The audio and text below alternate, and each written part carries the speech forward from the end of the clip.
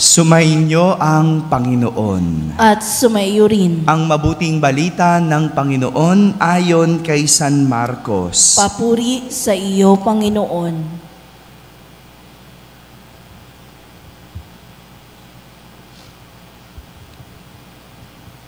Noong panahong iyon, muling pumasok si Jesus sa sinagoga at naratnan niya roon ang isang lalaking patay ang isang kamay.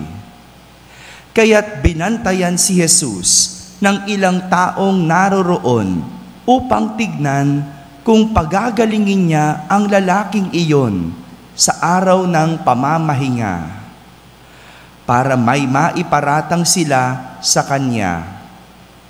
Tinawag ni Jesus ang lalaking patay ang kamay.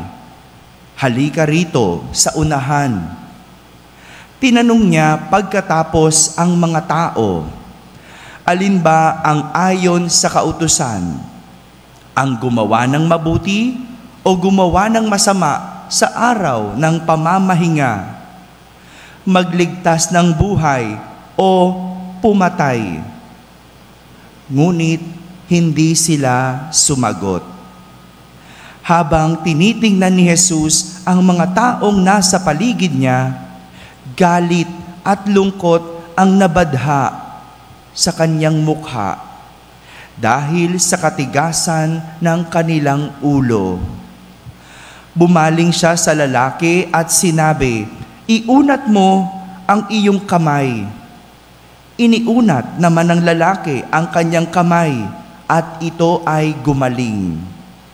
Umalis ang mga Pariseyo at nakipagsabwatan sa mga kampon ni Herodes upang ipapatay si Jesus.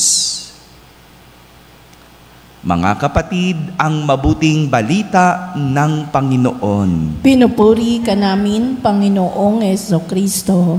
Magsiupo ang lahat at makinig sa homilya. Isang magandang umaga po sa inyong lahat. Magandang umaga sa lahat ng mga nasa barangay na nakakapakinig ng ating banal na misa, sa lahat ng nasa tahanan na nagsisimba via online, sa lahat ng nasa abroad, isang magandang araw po sa inyong lahat. Isa na namang pagpapagaling ang muli nating narinig sa ating ebanghelyo. Naalala niyo pa nung huling nagpagaling si Jesus? Hello. Naalala nyo yung huli niyang pinagaling? Sino iyon? Ano yung sakit na naaalala nyo? Yon, yung ketong. Pinagaling niya yung ketongin. Sa pagkakataon ngayon, isa namang lalaki na may patay na kamay ang pinagaling ni Jesus. Patay ang isang kamay. Ngunit, hindi naging katanggap-tanggap ang ginawa ni Jesus para sa karamihan, lalo na sa mga Pariseyo na nag-aabang kung ano ang gagawin ni Jesus. Nagpagaling na, no? Hindi pa nagustuhan ng tao. Gumawa na ng mabuti, hindi pa ikinatuwa ng mga tao. Araw kasi ng pamamahinga noon. Kaya ayon sa batas, bawal ang magtrabaho. Ang pagpapagaling ay isang trabaho, kung kaya't tinignan nila ang ginawa ni Jesus bilang isang paglabag sa batas, pagsuway sa batas. Ngunit magandang pagtuunan ng pansin, bago nagpagaling si Jesus, tinanong niya ang mga tao. Ano tanong ni Jesus? Alin ba ang ayon sa kautusan? Ang gumawa ng mabuti o gumawa ng masama sa araw ng pamamahinga? Ang tanong niya, magligtas ng buhay o pumatay? Hello. Ngunit hindi sila sumagot. Wala silang naisagot. Ito yung nakakainis na senaryo. Yung magtatanong ka tapos walang sasagot. Di ba nakakainis yon? Parang ganyan, di ba? Hello, di ba? No? Yung pag tinatanong mo isang tao, hindi ka sinasagot, di ba? Nakakainis yun, no? Yung nagtatanong yung nanay mo, anak, turuan mo nga ako. Paano ba ito? Paano ba ako mag-send ng picture? Hindi ka sasagutin, di ba? Nakakainis yun. At ang mas nakakagalit, no? At nakakalungkot, yung hindi sila makasagot kung ano ang dapat isagot. Mabuti o gumawa ng masama, anong naayon sa kautusan? Ang magligtas o pumatay? Mahirap bang sagutin ang tanong? Hindi ba nila alam ang sagot? Hindi ba sila sigurado sa paggawa ng mabuti at nalito pa sila sa paggawa ng masama? Yun yung kinalungkot, kinagalit ni Jesus. Tinatanong sila, pero hindi sila sumagot.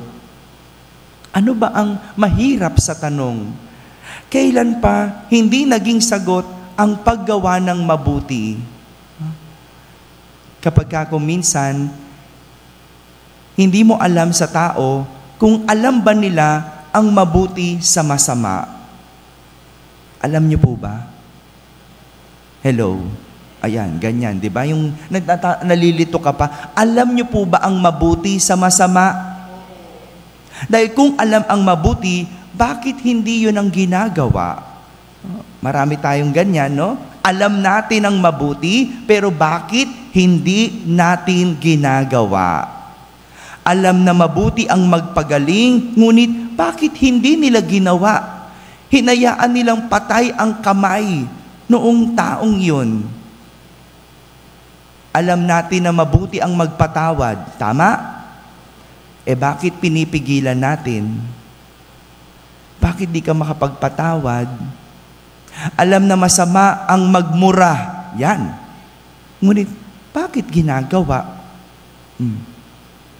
Dito sa sa lugar natin, marami ako naririnig na ganyan.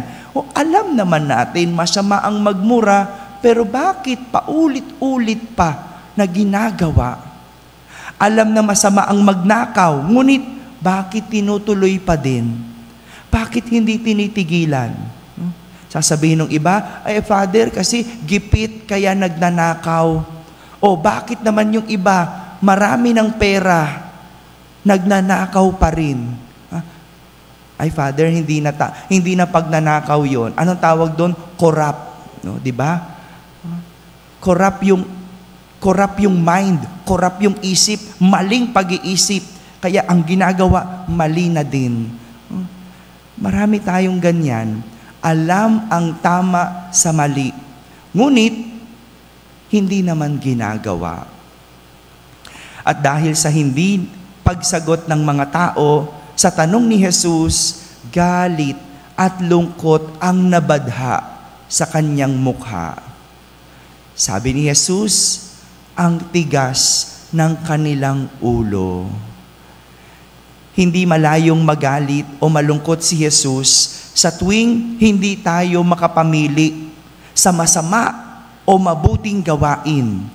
Sa tuwing hindi natin masagot ang dapat kung mabuti o masama, hindi maaring hindi malungkot si Jesus. Huwag nating hayaan na tayo ay matigilan o mapigilan sa paggawa ng mabuti. Dahil kahit kailan, ang mabuti ay hindi dapat pinagdadalawang isipan. Ang mabuti ay hindi dapat pinagdadalawang isipan. Minsan, nangyari na ba sa inyo, yung may humihingi ng tulong, tapos hindi mo pinansin? Tapos paglampas nung humihingi ng tulong, napaisip ka, ay, sana tinulungan ko. Ay, sana binigyan ko. Naranasan nyo yon? Naranasan nyo yung pagkakataon na sana gumawa ka ng mabuti, pero pinigilan mong sarili mo. Tinigilan mong sarili mo. Maraming ganyan. Yung iiyak-iyak nung namatay ang magulang. No? Iyak-iyak, no? Sana, nakikita mo pa ang lahat ng ito. Sana nagkabati tayo. Ba't di kayo nagbati nung buhay pa? Ba't di mo ginawa nung kasama mo pa? Bakit? Ba't di mo dinalaw nung may sakit pa? Ngayong patay na, iiyak-iyak ka? Para saan ang pag-iyak? Para saan ang pagsisisi? Kung noon, alam mo naman kung ano ang dapat na ginawang mabuti. Ito yung tinuturo sa atin ni Jesus. Maging mulat sa mabuti at masama. At kung alam ang mabuti, gawin. Gawin na. Huwag nang pagdalawang isipan pa.